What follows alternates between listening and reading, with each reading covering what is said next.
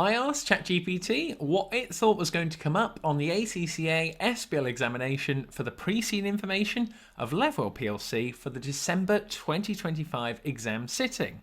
My name is James, and if you'd like access to my exclusive notes, you can see above me that I'm going to take you through, along with ChatGPT's insights, what they would be revising for if ChatGPT had to do the exam. Click the link down below and you can download a copy yourself. I'm also delighted to say I'm affiliated and associated with Astranti. They offer mock examination, pre-seen analysis packs, actually based on Levwell Plc itself from their top tutors. And if you click the links in the description, you can check out those resources that are definitely going to help you to pass.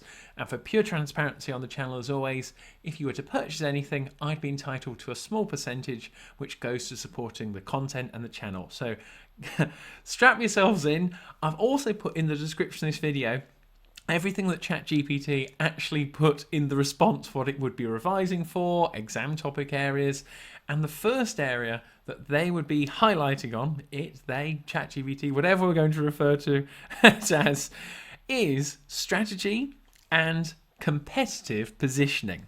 So the key pages in the pre-seen notes they're referring to here are pages 2 to 5, which is all about the actual industry itself, the business guess, the leisure guess, and focusing on whether the model is owner managed and franchised, or franchised, shall I say, and the actual chains and independents, how they are set up in Esland on there.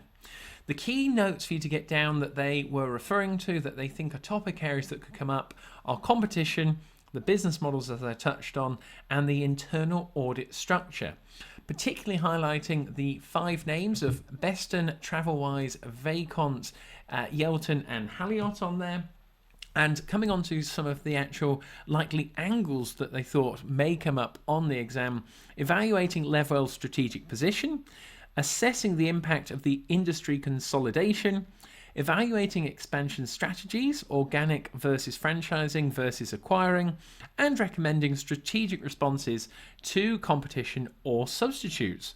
Pretty good.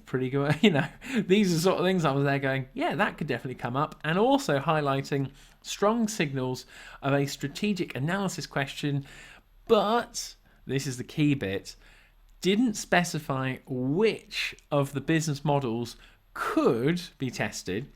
But they have got down here on ChatGPT, SWOT analysis, Porter's five forces on there, but didn't refer to PESTLE. So that is what you're getting in terms of the strategic options and what they've got for area, and number 1 on there for strategy, competitive positioning and business models. Now, area number 2 that ChatGPT thinks is going to come up on your SBL December 2025 exam is all about risk management and internal controls. Specifically, pages 8 to 9 you should be referring to, so you can see on here, that is specifically on Levwell's overview, the actual way that the business is set out in terms of the sources of income, seasonality, but paying particular attention to the risks on page 12, you can see on the right hand side of my screen. Now, what were the areas that ChatGPT particularly highlighted on? Well, it was the detailed risk register and again some internal audit structure linking to the board of directors in particular. Now, the likely exam angles they referred to was assessing adequacy of the risk management or the internal control systems, so how things are currently working, impact of technology, so what if there was an outage or a cyber attack, evaluating the board governance effectiveness, how they're actually putting that into practice at the moment. Maybe we might get some more stuff on the exam day. And lastly, recommend improvements to the risk responses. So being specific to what you can see on the screen, the competition, pricing, reputation, people, technology, or data security. The other areas that they touched on in terms of a detailed risk register and the other areas are the board insights or board oversights on here, controls, and then linking it into the structure and committees potentially getting more information on the exam day. So that is area number 2, risk management and internal controls. Now, area number 3 that they picked out of 5 was technology and digital transformation. So coming on to my notes on here, they particularly highlighted pages 11 to 12. So that again refers to, but from a technology and digital transformation, you're going to be looking at the information systems on the left-hand side there, and also the technology points and suppliers. But also if you scroll up to pages 5 and 6, from a technology and digital transformation, that's where we've got the innovation and business development sections, the industry success factors, and other aspects such as the yield management. So the areas they particularly highlighted on were the hotel management systems, that's the HMS, AI, the apps, and cyber risks on there. Looking at the likely exam angles they would target or would prepare for, evaluate whether Levwell should move to a cloud-based computing system, the benefits and risks of using AI automation and the yield management actual software as well, improving the cybersecurity controls, maybe with some accountability, who will be in charge of that on there, and lastly, the digital strategy alignment with the mission and guest experience. So really linking it into other areas of the business and demonstrating your pre-seed material knowledge on there. So that's really key in terms of the integration of these systems, the protection on there, vulnerabilities, the servers, and also finally linking it back to that mobile check-in and check-out from the apps, only briefly mentioned, but could go into a lot more detail, or you could apply it to a requirement on the exam day. So that is area number 3 for technology and digital transformation. Area number 4 now, really interesting here, people management and the culture.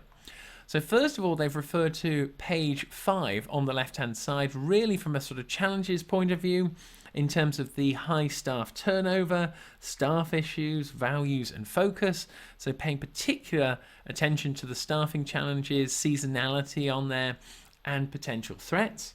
The next pages that ChatGPT highlighted were pages 11 to 12, really focusing in on the different stakeholder groups, particularly the employees, suppliers and procurement, and those values you can see on the right hand side with the risk of the people factors of the staff turnover being particularly high.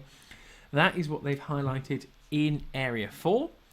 Now, some of the likely exam angles that ChatGPT would prepare for. First of all, we've got improving employee retention and motivation. That will link into the actual values that they've set out in terms of actually taking care of the staff. And then also on page 13, having such a high employee turnover at 39% will be a specific thing to refer to. Coming back to the pages they've highlighted on here now, the next likely area that they would be preparing an answer for would be the HR strategy alignment with guest satisfaction, because that is such a key critical factor to guests returning again, having a really nice time, and increasing revenues for the short to long term. Next, we have leadership behaviours for service-based organisations, so maybe an overlap there with the board of directors, who's accountable for which areas.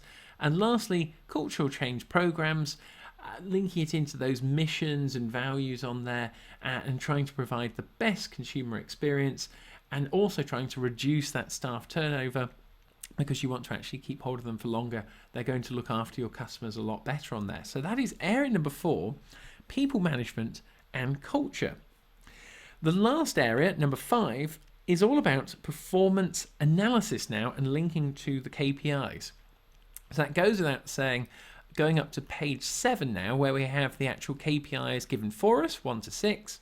And the other page which they've highlighted in their analysis is page 13, where we are given the KPIs and we're given them in some diagrams in the bar chart so we can see what the analysis is going to be like on there. In terms of performance as well, they've also highlighted pages 9 to 10 in terms of the actual seasonality on here and understanding how the business works from the different sources of income from a performance perspective. But if I come on to a few more of the details where they've gone into it as to likely exam angles now. So analyse Levwell's financial performance and trends, which are going in a positive trajectory and which ones are not. So again, if you've downloaded my notes on there, If you go down, I've put a few little sub-comments on the side, which ones are doing well, which ones need to be improved, such as the employee turnover. Next, actually interpret changes actually in the ADR and the RevPAR. I think they've probably put those in because they're just not normal accounting terms, and it will really show up a student who's read the pre-seen information effectively versus one who hasn't. Next is recommend KPIs or balanced scorecard measures. So that's actually applying one of the theories of SBL, but that's more linking up to the KPIs on here that you can see. And I've also got in my notes on there, no KPIs linking to the environment, social or governance areas. So again, make sure you've got that down in your notes. Lastly, evaluate pricing decisions and yield management impact. So this is going into that yield management software system they could invest in, and really about that only guests can actually go to the restaurants and buy food and drink, which accounts for 33% of the sources of income, whereas in lots of the competitors for Levwell, they actually allow the general public into the hotels, creating larger revenue streams for them. So why wouldn't Levwell do that themselves? That can also link into the yield management impact, looking at what is going to be the most cost-effective way to price up the hotels to increase occupancy. And last but by no means least, making sure you've got down the details of those KPIs, especially one key point that I had down in my notes was an annual average occupancy rate above 70% is considered actually good in excellent. And if we go down to that occupancy rate, remember the 70%, which we're told is actually pretty good. When I first read this, I went, 77% occupancy rate. That means 23% of the actual rooms are vacant on there. And you kind of go to yourself, oh, there's room for improvement. But if you look at it from an industry-wide perspective, they are doing very well in terms of occupancy compared to the competitors on there. So it's really just gaining perspective. You'll see how it links into a variety of different other areas within the pre-seen materials. They've touched on that yield management software system a few times from ChatGPT, so don't overlook that. Make sure you understand the ins and outs, and I've got it down there as a SWOT analysis opportunity. With the final point really to add that is only going to benefit a student who applies these sort of tips, and I think it can link into a variety of different areas on the exam day, is really understanding the perspective of Levwell, that they only have 35 hotels. Some of these big competitors have got 90, 115, 174. And in terms of the actual rooms per hotel, Levwell only have 80 rooms, whereas some of these larger hotels have got from 120 all the way up to 150. I get the impression that Levwell is really trying to niche down, be that sort of outlier, a unique experience for the customers who come there, as they are very price sensitive in the leisure industry. You've got to give them really something really particular on there that they're going to come back for more. And as you can see where my mouse is, they are more price sensitive than the business guests, and they typically stay longer as well. So if they're on your premises for longer, you've got more chance of actually getting them to spend more money on there. And lastly, making sure that you link this in to all of the SBL professional skills marks areas so that you pick up on those 20 marks as well on your exam day. Well, that takes you through everything that ChatGPT thought was going to come up on your SBL examination for the December 2025 sitting. As I said, I've put all the details, the full copy and paste in the description of this video, so check it out down there. I've also included those Astranti links, and if you'd like to download a copy of my exclusive SBL notes, please feel free to check them out. Leave me any comments if you have any questions, or if you agree with ChatGPT. I don't know, maybe you've used it as well.